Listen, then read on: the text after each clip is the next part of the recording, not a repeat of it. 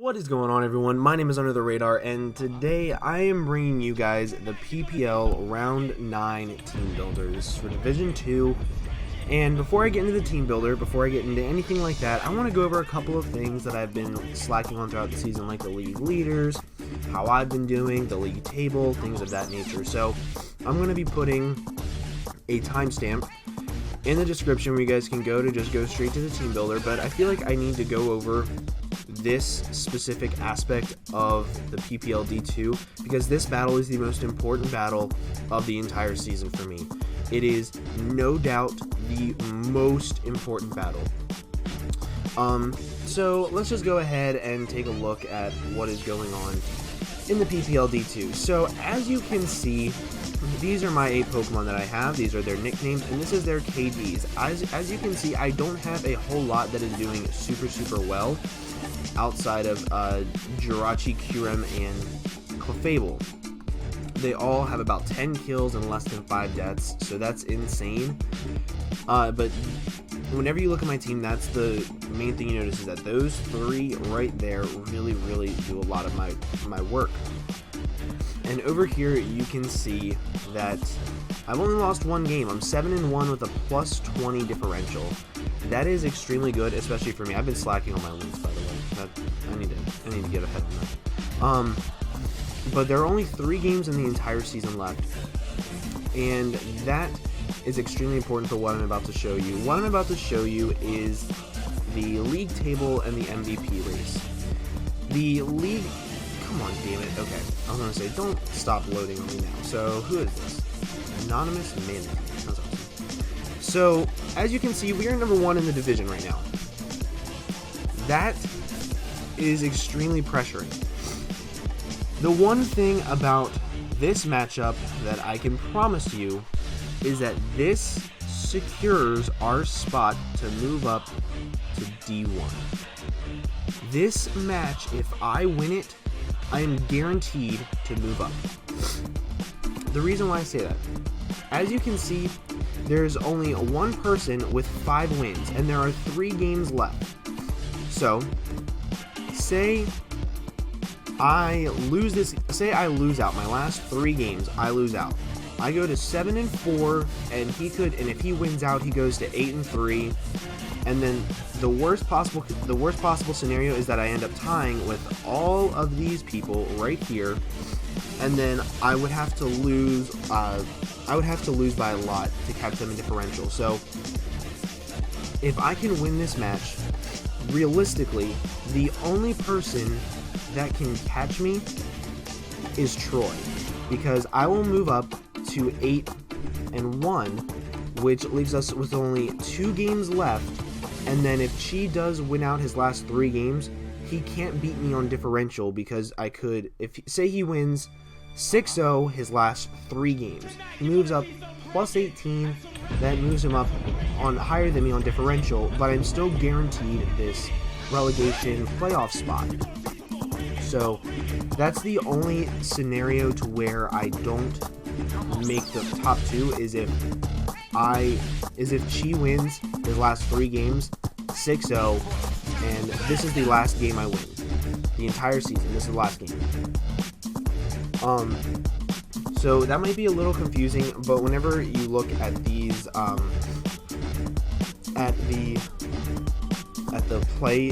games that'll be played, you'll see what I mean. So this is what we use to know who we're playing each week. As you guys can see, this is the scores of the entire season for every single person, and this is week 9. We are on week 9 currently. Now, as you can see, the new Crustle United, who is the one person who is Chi, who could catch me on differential, he is actually playing Travistey. This is extremely important because Travistey's getting desperate for wins too. He's going to be going all out this match, so that's going to be a dog fight. And if Chi loses and I win, I'm instantly guaranteed first or second. It's just how it is. That's just the way the table falls. But as you can see, I'm also playing Monotooi, and he is one of the best battlers who's just been hacked out a lot of this season. Another person to notice is Troy, who is playing the Chicago Cubs, who is Eric, who since he's owned the team has been 3-1. That's really impressive. He's doing very well. I think that that'll be a very good matchup. And then whenever you start to look at the other matches, those are really the only ones that really matter a whole lot against me, because the Melbourne Victory Stars in Jack, if you look, they have 4 wins. The only way they could possibly catch me is on differential, and that's kind of hard to do since I'm at plus 20. I'm not going to let myself win. The Melbourne Victory Stars, by the way, are right here. They're 4-4. The only way that I'm going to lose 6-0 is if I get completely outplayed, but I do not plan to lose more than 1 game 6-0 in a season. I do not plan to. I cannot let myself lose that much. So, say I win and I move up to 8-1. Say Troy wins, he moves up to 8-1, and then say Chief wins, he moves up to 6-3. With 2 games left, he could still only catch me on differential, and by that point, we'll be greater than 12 differential points apart, and I'm still guaranteed first or second. So, this game is so important in the fact that if I win, I'm guaranteed first or second. I'm guaranteed, and that's so pressuring that this match right here could make or break my entire season, especially whenever I'm going up against Chris, because he is so insanely good. Real quick, let's just go ahead and take a look at the league leaders MVP race. So we have the top 2 spots in both Curum and Clefable, which this isn't updated because I think Clefable has 11 kills, but whatever. And Jirachi is here, which is not updated either. But I have 3 Pokemon within the top 15. Which is awesome. That makes me feel really good about how I've been using these Pokemon. But this match is extremely important, and I'm really nervous about how I'm going to play, because the more and more that I look at the team matchup, I just realize that I do not have team matchup here. He has so much that can just run through my team, and I'm having to be so standard about my team building because it's kind of what I'm forced into doing, and that's the only way I can check his amazing threats. So that's basically going to be the little league leaders MVP stuff, but I just want you guys to know how important this match is for my season. This match it determines my entire season, basically, as to whether what I've worked all season for will finally pay off 2 weeks before the end, or if somehow I just lose my last 3 matches and I don't make it up to D1. It's going to be really depressing because I've done so well all season. But it's all for fun, and I completely understand that. Some people deserve to go up to D1 more than I do anyway. But with all that being said, let's just go ahead and hop right into the team builder, because I'm kind of excited to talk about the team. Okay, so now that we're in the team builder, I want you guys to realize that probably the rest of them are going to be on Showdown, just because I'm focusing so much on the team building that I don't know what all I can do. With the graphics and stuff like that, I just really want to make sure that I have everything done correctly so I can win. I'm so worried about this match, but let's go ahead and look at Monotooi's. Let's look at his insanely scary draft. He has Excadrill, Mega Aerodactyl, Tangrowth, Togetic, Hariyama, Heliolisk, Uxie, Alakazam, Hippopotas. So, oh wait, he has a Manaphy? When did he get a Manaphy? Holy shit, this game just got so much more scary. He's actually had Manaphy since week 1, but it's like his signature, so I just automatically assume that he doesn't have it. It frustrates me. So, going into this, there are a couple of things that I noticed about his team and my team matchup.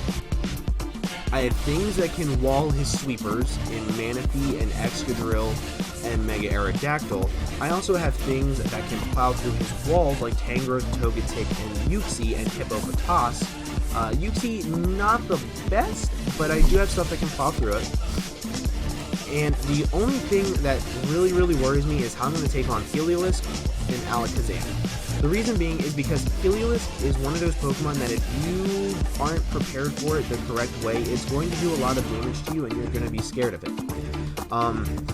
One thing that I wanted to use this match was actually the set right in front of you. I did not want to use this set of Clefable. I wanted to use a especially defensive Clefable because it takes on Heliolisk and Alakazam extremely well, even if he has Psy Shock. I think he'll be bringing Psychic, though, because of Gligar. If he has Psy Shock, he can't hurt me as badly.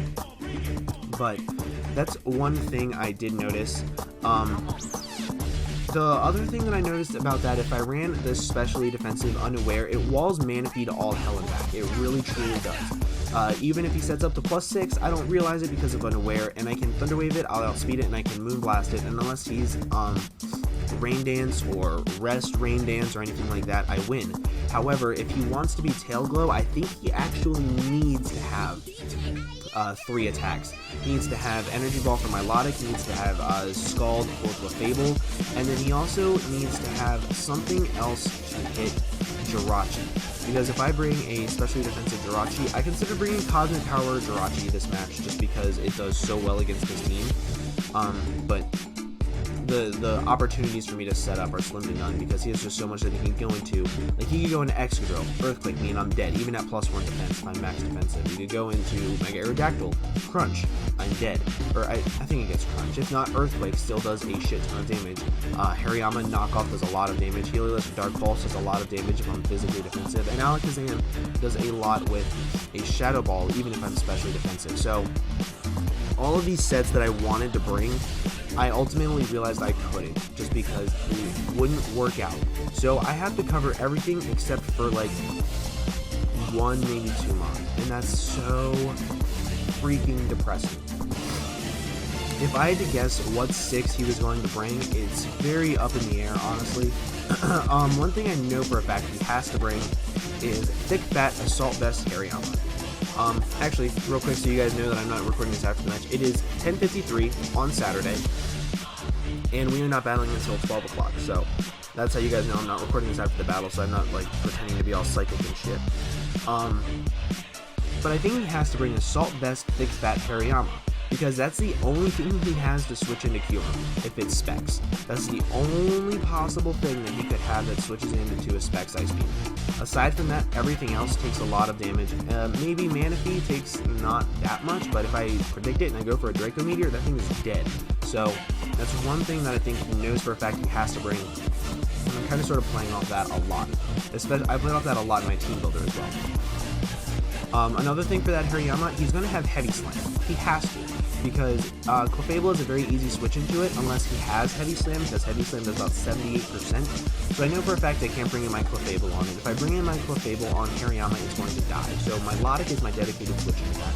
The reason why Gligar isn't is because of Knockoff and Ice Punch. I cannot risk him taking that much amount of health. So Milotic has to be my switching for that.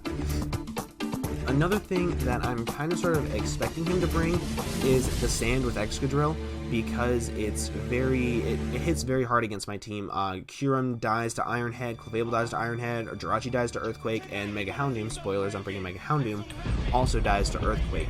So I think that'll do a lot of work to my team. But at the same time, he could bring Scarf. The only problem with that is if he brings Scarf, then he has to speed creep Scarf. Actually, I don't think I have anything that he could just run a lot of HP investment and be Scarfed and still hit pretty hard. However, the problem with that is he can't be Adamant and no speed. He has to be Adamant with enough to outspeed. Some crazy stuff, like if I decide to bring like a SD Gligar or something like that, he has to be able to outspeed that. And then Scarf doesn't hit as hard as Adamant Life Orb does in the sand. So that means I'm able to take it on a little bit easier with Gligar, and that means that I can go for some cool stuff on that.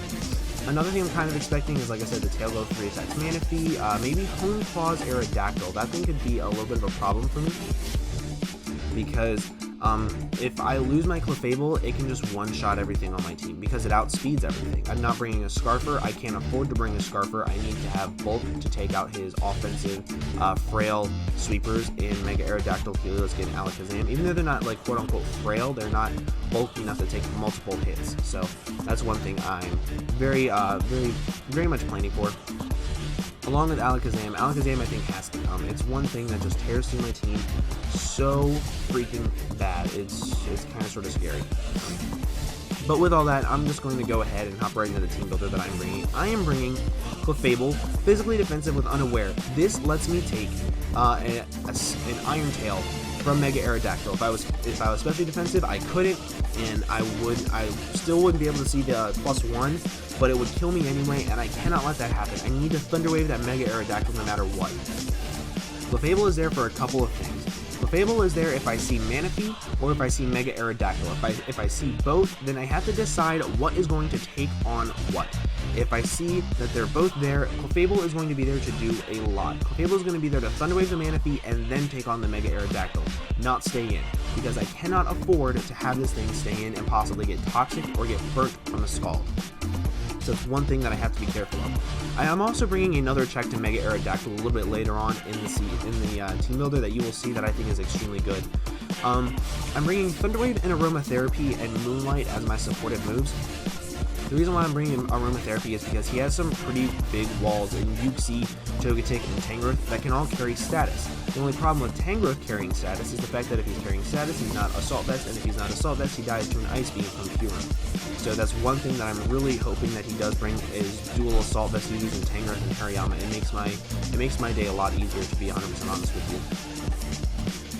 So that is Clefable. It's there literally just to paralyze stuff and get chip damage off on things. If I can paralyze Mega Aerodactyl and Alakazam, my job as a player in this match becomes 100 times easier. I'm banking on paralyzing those two things. It's what I have to do.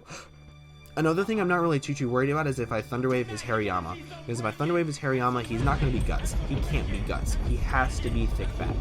Otherwise, Mega Houndoom does way too much work with Fire Blast. And Kyurem does way too much work with Ice Beam.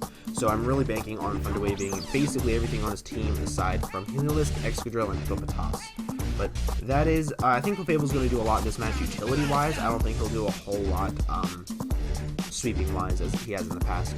Next thing I'm going to go to is Milotic. I'm bringing another physically defensive Mon in Milotic. This was one that I had physically defensive from the start. The reason why I'm bringing physically defensive is because this lets me figure out what kind of set his Alakazam is. If his Alakazam is Life Orb, then Energy Ball is a guarantee to a KO. If he is not Life Orb, then I do live 2 Energy Balls, especially after leftovers, and then I can Mirror Coat that, or I can Mirror Coat the Heliolisk. He has no Dark types, so if he goes for a Volt Switch on my Milotic, I instantly kill something. And that is absolutely huge, because once he has one thing gone on his team, that leaves a little tiny opening. No matter what it is, it leaves a little tiny opening for something on this team to just get, like, wedge its way through his team and hopefully break it apart from the back. That's really what I'm hoping on. Mirror Coat, I've only used it twice this season. Alright, yeah, I've only used Mirror Coat twice this season.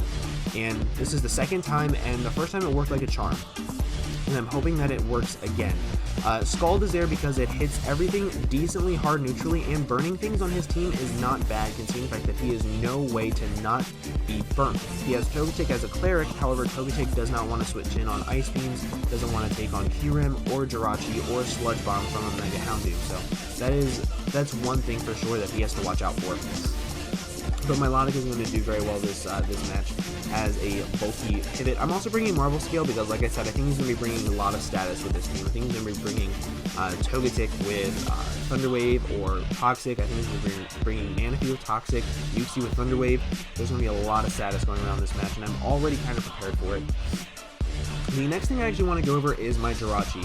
This is the main specially defensive Mon that I'm bringing, and this is not because I needed an answer for his Alakazam, it's because this thing is there to take on his special threats 1v1. If I can Thunder Wave his Alakazam, I'm going to Paraflinch it. I promise you, I'm going to Paraflinch it. That's not me being an asshole, that's me simply saying I have to Paraflinch him. I have to Paraflinch his Manaphy. If I can Thunder Wave that with Clefable or Jirachi, I promise you, I'm going to Paraflinch it. I do outspeed a Mega Aerodactyl once it's paralyzed, so it's extremely nice. I can also Iron Head that, and it is a 2-hit KO. If I can Thunder Wave his Hariyama, I plan to Paraflinch that, and if I can, I can't Thunder Wave his Heliolisk, but I can take it on decently well, even if it is Dark Pulse, because what I can do is I can Wish Up, I can go for an Iron Head, I can Wish Up as he goes for a Dark Pulse, I can Protect as he goes for another move, or switches out, or Volt Switches, or whatever, and then I can hopefully wear up Life Orb on him. Another reason why this thing has Protect is not because of Wish, but it's because I plan to stall out his Sand a little bit if he does bring Sand. If he brings Hippo and Excadrill, this is the one bad thing about Hippo that I can truthfully say I dislike about him picking up Hippo this transfer window. If he wants to have Hippo be bulky, it has to have an Eviolite. The only problem with it having an Eviolite is that Excadrill only gets 4 turns of Sand. If it only gets 4 turns of Sand, that means he can't be Swords Dance, and that is extremely good for my preparations and my gaming. So that's one thing that I'm definitely keeping in mind. Ironhead is also there because it just nukes the Togetic. That's simple as that. It just does so much to the Togetic. I'm also hoping that I could probably Paraflinch the Uxie. The only bad thing is I can't Paraflinch too much because I only have so many Iron Heads. But I do plan to be spamming Iron Head a lot this match. It's the only way that I can win, and it's the only way that I can guarantee my spot. Moving up to U1. But now let's go ahead and move on to kind of some of the strange sets that I don't think he'll be expecting a little too much. The main thing I don't think he'll be expecting is my Mega Houndoom. Mega Houndoom is a mon that doesn't really have the best matchup here. If you look at it, he has a lot of things to switch in on it. He has a lot of things to switch in on Fire-type moves in Manaphy, Mega Arrow in the Sand, Togetic, Hariyama, Heliolisk, Hippopotas kind of sort of wants to if he's Spadef, but not for the most. However, I have to find a way to gain initiative. And one way that I can definitely gain initiative on him is if I have in my Mega Houndoom versus his Alakazam. Sucker Punch takes him directly down to his Sash. Takes him directly down to his Sash if he's not bulky in any sort of way, doesn't have a lot of HP investment. And another thing that takes him directly down to the Sash is a Pursuit. So if say he's if this is an early matchup in the game, and I know that he's scared to miss a Focus Blast, and he switches out and goes into his Hariyama because he needs to preserve his Alakazam Sash, or his Alakazam does a lot of work, Mega Houndoom can Pursuit Trap it and do a whole lot of damage. I have a lot of speed invested in Houndoom that I don't need. The reason being is because I want to be able to outspeed Excadrill before I Mega Evolve.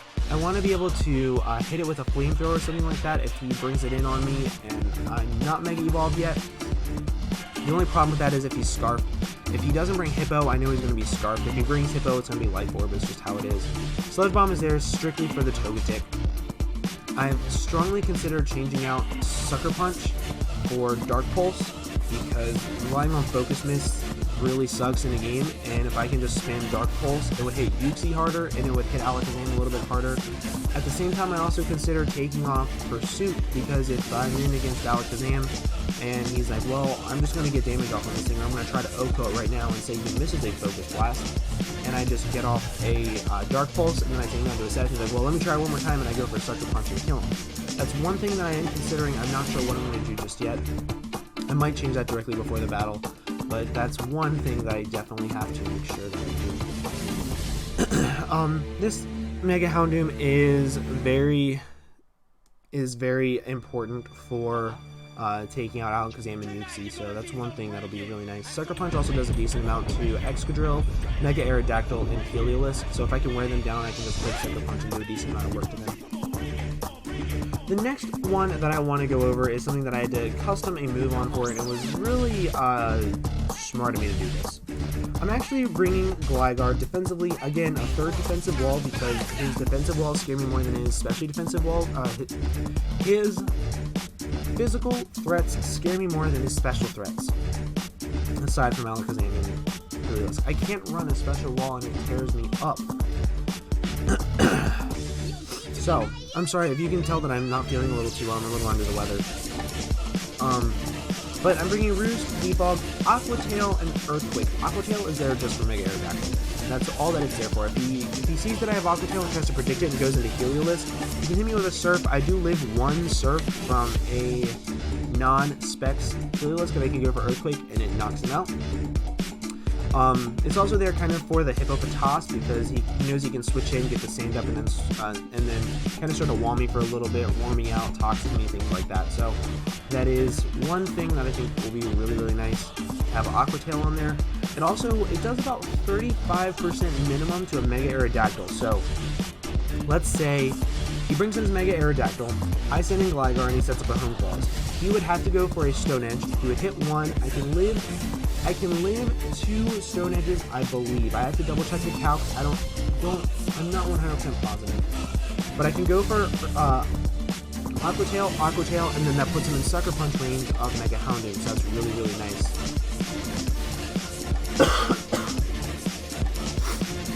I'm so sorry, I'm not feeling too well.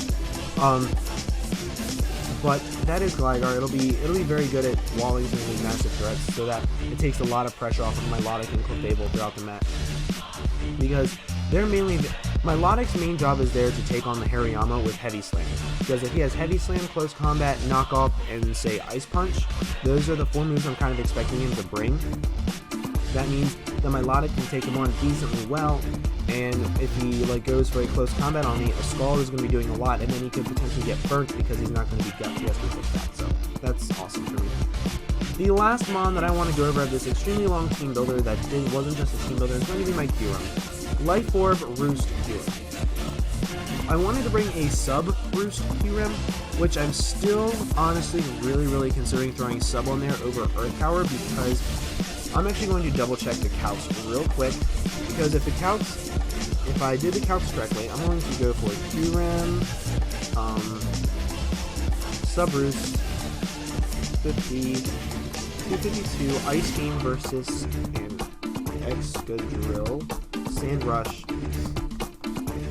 Ice Beam does 58%. That is a lot to an Excadrill.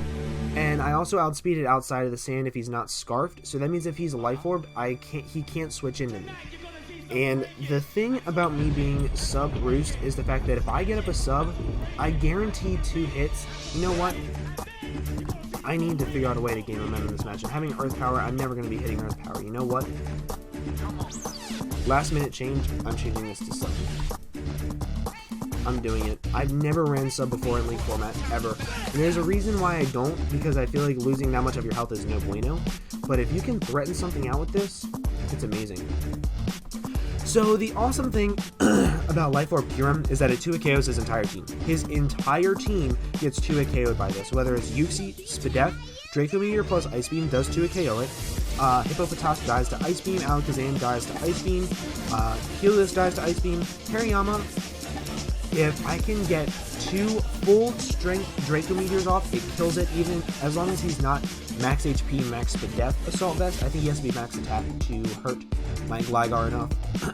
Also, something I didn't mention about Gligar, I think he's going to be bringing Hidden Power Ice Excadrill, because he can EV that to hit it. That is the main reason why I don't like 4 times weak walls.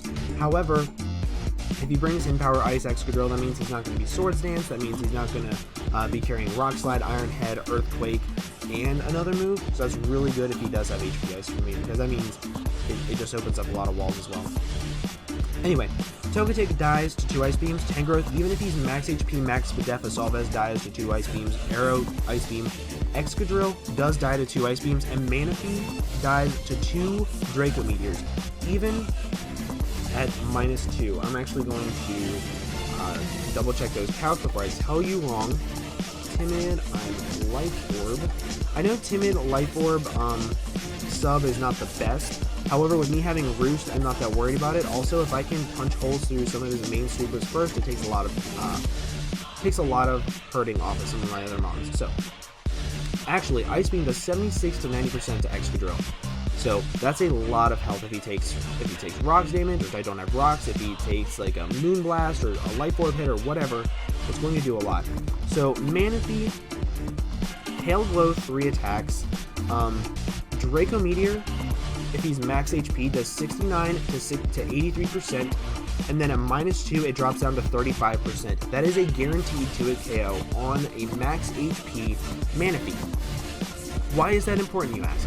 Because he has been very known to bring a max HP, max defense Manaphy with Tail Glow. Do I think he'll bring it this match? No, I think he'll be bringing a speedy Manaphy if he brings it at all. So, me having Life Orb, Draco Meteor, I can spam 2 of them. If I'm behind a sub, I get a guaranteed 2 hits, and that is important. The only bad thing about, I'm really worried about running sub and Life Orb, but that is the main reason why Roost is there. I can scare out a lot of his team with this thing. Like, I can scare out his Hippo, I can scare out, I can outspeed his Togetic and Tangrowth, and I can Roost on them. So, that's really what I'm hoping for with this Kyurem set. I think it'll be good. I don't really need a whole lot of coverage to hit his team super effectively or extremely hard with this set. But one thing that I would like to point out, this is one of the main reasons why I love Kyurem. Look at his HP stat in 207. Look at Jirachi's HP stat, fully invested, it's at 207. Clefable, 201, fully invested. Milotic, 201, fully invested. Gligar, 171. Like, this thing has more HP than my walls do with only 52 EVs. Like, that's insane to me. So, oh my gosh, I'm hoping Kyurem doesn't work this match. I think it will, but that is basically going to be it for today, guys. Thank you so much for watching this insanely long video. I hope that you guys enjoyed. I hope you guys are looking forward to this insane... Oh my gosh, this match is going to be crazy. I'm so looking forward to it, but I hope you guys enjoyed. Make sure you leave a like down below if you could for me. I would really appreciate it. Also, make sure you check out all the links in the description. And I hope you guys have an absolutely fantastic day, and I will see you guys in the next video. Bye!